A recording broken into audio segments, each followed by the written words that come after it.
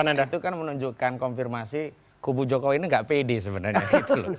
Nggak pede gitu. Kalau pede nanti di pengadilan. Dan narasi yang kami bangun sebagai pengantar itu bukan kaitannya hari ini setelah jadi laporan polisi, tapi jauh hari. Coba kalau Pak Arsul Sani mengadopsi metode yang sama dengan saudara Joko Widodo. Oh nunggu, mungkin sampai besok hari kiamat masih bahas ijazahnya Pak Arsul Sani. Tapi maksud saya adalah itulah sosok yang negarawan itu tidak menggunakan egonya yang kemudian mendakwa rakyat dengan kalimat apa kewenangan saudara bertanya kepada saya, tidak ada kewajiban bagi saya untuk menunjukkan kepada saudara. Tidak begitu. Kita bicara berbangsa, berbicara tentang solusi yang paling praktis agar apa? Keyakinan publik segera kembali dan selesailah masalah ini. Tapi benar tadi bahwa hari ini sudah masuk proses pro justisia, makanya kemarin kami sudah ajukan sejumlah ahli dan saksi. Di antaranya satu ahli linguistik forensik Profesor Dr. Aceng Ruhandi Saifullah, MHum, itu dari UPI ya, Bandung.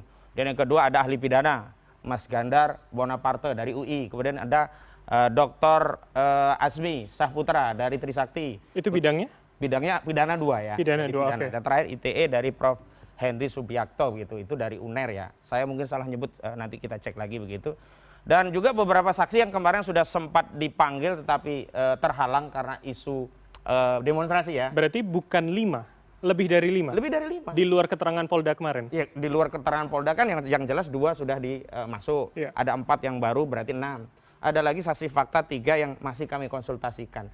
Dan Kamis besok insya Allah kami akan berkirim surat resmi karena tadi penyidik sudah menghubungi tim kami untuk segera memberikan respon berupa surat permohonan untuk mengajukan ahli secara resmi kepada Direktur Reskrim di Polda Metro Jaya. Sudah ada tanggalnya, Mas Kozi? Tanggal untuk kepastian pemeriksaan kan kita menunggu dari Polda. Baik. Jadi surat dari kami, rencana Kamis kami datangi, itu juga sekaligus wajib lapor. Karena ya klien kami tidak ditahan itu kan bukan karena ansi soal tadi mengajukan saksi dan ahli. Banyak juga perkara lain ada saksi ada ahli ditahan juga. Tapi sekali lagi dalam forum yang baik ini kami ingin sampaikan rasa terima kasih kami atas dukungan seluruh rakyat Indonesia.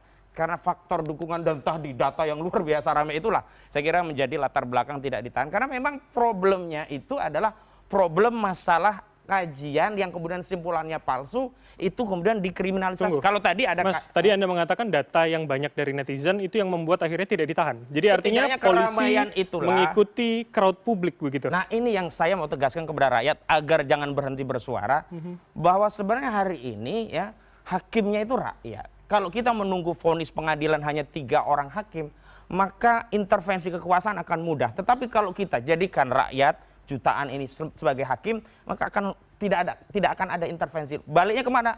Ke logika dan fakta, juga norma peraturan perundangan yang berkenaan. Lalu rakyat yang akan menilai, sebenarnya yang lebih reasonable itu alasan saudara Joko Widodo yang berpelit-pelit, yang mengulur-ulur waktu, pinjam ini, pinjam itu, nggak seperti Pak Arsul Sani yang mudah, atau logika Roy Suryo yang sebenarnya sederhana, dia sudah tampilkan hasil kajiannya, Rismon Nipar juga sudah terbitkan buku, yang sampai hari ini buku itu tak pernah dibantah. Kalau konteks perdata, sesuatu yang tidak dibantah berarti dibenarkan.